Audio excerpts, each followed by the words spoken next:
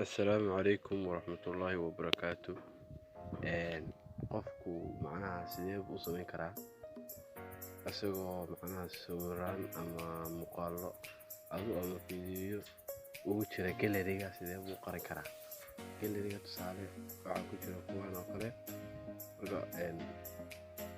qofku sidee buu qarin karaa marka waxyaabahan oo kale image-tan oo kale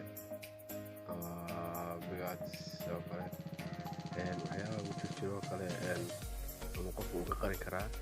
adoo aan isticmaalin wax application ah marka waxaa imaanaysaa qaybtan fayliska tegaysa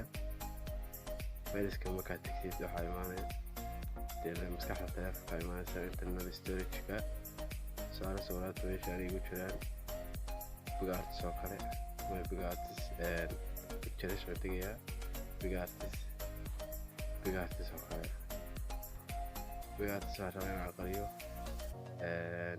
waxa sawir ku jiro dhan qaybtan waxa sawiraanta ku jira bigaats oo dhan baan qarinayaa marka saasaad leedahay waad qabanaysaa meeshaan kore oo 3 xarbood ah meeshaan baad tegaysaa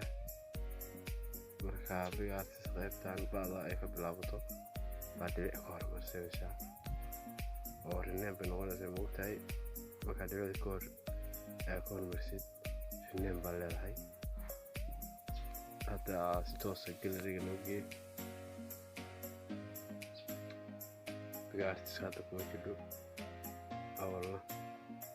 way ku jidhay bigaats marka hadda wax bigaats la yidhaahdo kuma jidho awalna